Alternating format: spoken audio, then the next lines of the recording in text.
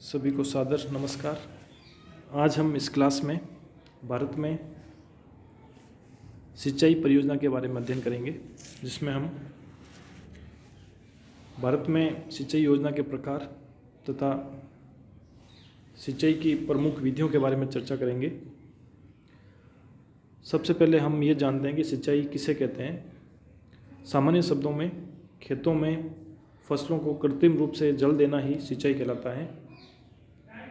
भारत की कृषि का अधिकांश हिस्सा मानसूनी वर्षा पर निर्भर है और यही कारण है कि जब मानसून ठीक रहता है तो फसलों का उत्पादन बढ़ जाता है, जबकि मानसून के खराब होने पर फसलें या तो नष्ट हो जाती हैं या उनका उत्पादन अपेक्षा के अनुरूप नहीं हो पाता है। तो मानसून जब सक्रिय कम रहता है और फसलों के लिए पानी की या जल की ज़्यादा आवश्यकता होती है, उस समय कृत्रिम रूप से हम फसलों को जल देते हैं और वही सिंचाई कहलाता है। भारत की उष्णकटिबंधीय मानसूनी जलवायु वर्षा की असमानता व अनिश्चितता, वर्षा जल का तेज़ी से बहकर सागरों की ओर चले जाना, जल का तीव्र वाष्पीकरण, क्योंकि भारत उष्णकटिबंधीय क्षेत्र में स्थित है, फसलों की बहुलता और विशिष्टता तथा मृदा की जो प्रकृति है, आदि कारणों से भारत में सिंचाई की आवश्यकता पड़ती है। अब हम बात करते हैं भारत में सिंचाई योजना को कितने भागों में बांटा गया है। तो मुख्य रूप से भारत को सिंचाई के दृष्टिकोण से 3 परियोजनाओं में विभाजित किया गया है, जिसमें सबसे पहले है वृहद सिंचाई योजना या प्रमुख सिंचाई योजना। इस योजना के अंतर्गत 10,000 हेक्टेयर या उससे अधिक कृषि सिंचित भूमि के रूप में सिंचाई योजना बनाई जाती हैं। इसमें सामान्यतः बड़ी नहरों तथा बहुउद्देशीय नदी घाटी परियोजनाओं को सम्मिलित किया जाता है। द्वितीय स्थान पर है मध्यम सिंचाई योजना। मध्यम सिंचाई योजना के अंतर्गत 2,000 हेक्टेयर से लेकर 10,000 हेक्टेयर के बीच सिंचित भूमि से संबंधित जो भी परियोजना है उसको सम्मिलित किया जाता है। इसके अंतर्गत छोटी नहरों को सम्मिलित किया जाता है। और तीसरी जो योजना है वह है लघु सिंचाई योजना।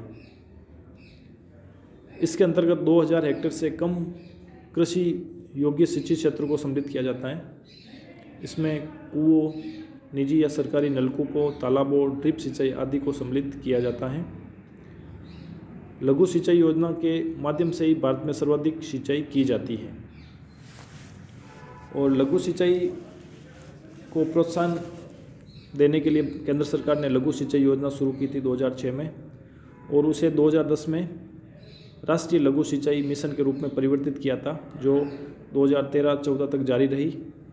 और 1 अप्रैल 2014 से लघु सिंचाई योजना को नाम परिवर्तित करके राष्ट्रीय लघु सिंचाई परियोजना किया गया, जिसके अंतर्गत राष्ट्रीय सतत कृषि विकास मिशन के अंतर्गत यह क्रियान्वित की गई। और 1 अप्रैल 2015 से लघु सिंचाई के घटक खेत जल प्रबंध को प्रधानमंत्री कृषि सिंचाई योजना में सम्मिलित कर दिया गया है। अब हम बात करते हैं सिंचाई के विभिन्न नवीनतम स्रोतों के बारे में। तो भारत में जो सिंचाई की आधुनिक विधियाँ नवीनतम जो स्रोत हैं, उसमें सबसे पहले है ड्रिप सिंचाई। इस सिंचाई पद्धति के द्वारा पानी को पौधों की जड़ों पर बूंद बूंद करके टपकाया जाता है, इसलिए इसे टपक सिंचाई या बूंद सिंचाई के नाम से जाना जाता है। सिंचाई की इस विधि की खोज इजराइल देश से मानी जाती है। इस विधि के तहत फसल को पानी धीमी गति से या रोजाना या एक दिन छोड़कर दिया जाता है।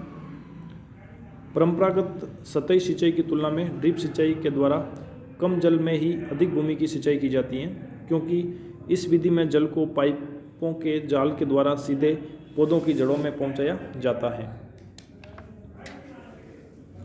सिंचाई की यह विधि ऊसर, रेतीली मृदा, विषम उच्चावच वाले क्षेत्रों के लिए अत्यंत उपयोगी मानी जाती है।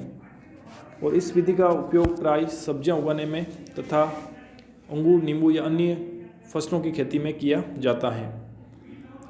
ड्रिप सिंचाई का जो मुख्य लाभ है वो यह है कि इसमें पेड़ पौधों को नियमित जरूर मात्रा में पानी मिलता रहता है और पानी की काफ़ी बचत होती है। और इस पद्धति से सिंचाई के कारण खरपतवार की समस्या उत्पन्न नहीं होती हैं और मृदा अपरदन में भी कमी आती है। साथ ही आवश्यक जो रासायनिक पदार्थ हैं या उर्वरकों को सीधे पौधों की जड़ों में पहुंचा जाता है तो उसकी खपत भी कम होती है और आवश्यकता अनुसार इसका उपयोग किया जाता है। दूसरी जो पद्धति है वो है छिड़काव सिंचाई या फव्वारा सिंचाई। इसे बौछारी सिंचाई के नाम से भी जाना जाता है या स्प्रिंकल इरिगेशन भी इसे कहते हैं। इसमें सिंचाई जल को पंप करके पाइपों की सहायता से सिंचाई स्थल पर ले जाया जाता है। इसमें दबाव पद्धति द्वारा फुहारों या वर्षा की बूंदों के समान जल सीधे फसल पर छिड़काया जाता है और इस प्रकार छिड़काव द्वारा पानी खेतों में चारों तरफ फैलता रहता है। परंपरागत सिंचाई की तुलना में फव्वारा सिंचाई से जल की बचत होती है। हालांकि ड्रिप सिंचाई इससे भी उत्तम माना जाता है। पानी के साथ घुलनशील उर्वरक, कीटनाशक और खरपतवार नाशी दवाओं के प्रयोग भी छिड़काव के साथ ही आसानी से किया जा सकता है। पाला पड़ने से पहले बौछारी सिंचाई करने पर तापमान बढ़ जाने से फसल को पाले से नुकसान भी नहीं होता है। तो फव्वारा सिंचाई के भी अपने कुछ लाभ प्राप्त होते हैं, लेकिन फव्वारा सिंचाई में तेज़ हवा में सिंचाई करने पर पानी का वितरण असमान हो जाता है। जब हवा तेज़ चलती है तो पानी का जो वितरण है कहीं अधिक और कहीं कम हो जाता है। एक इसका हम एक फव्वारा सिंचाई की सीमा भी कह सकते हैं। इसके अलावा है रेन वाटर हार्वेस्टिंग।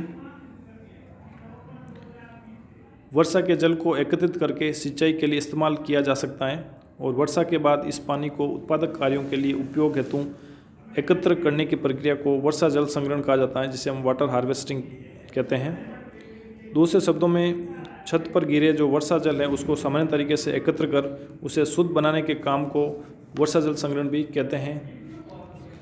इसके अलावा एक सतही सिंचाई भी होती है। भारत में अधिकतर कृषि योग्य क्षेत्रों में सतही सिंचाई होती है। इसमें प्रमुख नहरों, नलकूपों, तालाबों और कुओं के द्वारा खेत में जल का वितरण किया जाता है और एक किनारे से खेत में जल को फैलाया जाता है। सतही सिंचाई में फसलों की पैदावार में बढ़ोतरी होती है और उर्वरक उपयोग की दक्षता में वृद्धि होती है, लेकिन इस प्रणाली में खेत के उपयुक्त रूप में तैयार न होने पर जल का अत्यधिक नुकसान होता है। अधिकतर जल का जमीन में रिसकर और वाष्पीकरण द्वारा नुकसान हो जाता है और उसमें जल की ज़्यादा आवश्यकता पड़ती है। तो इस प्रकार इस क्लास में हमने आज भारत में जो सिंचाई योजनाएं हैं तथा सिंचाई की जो प्रमुख विधियां हैं उनके बारे में डिस्कस किया था। अगली क्लास में हम भारत की जो प्रमुख सिंचाई परियोजना है उसके बारे में अध्ययन करेंगे। धन्यवाद।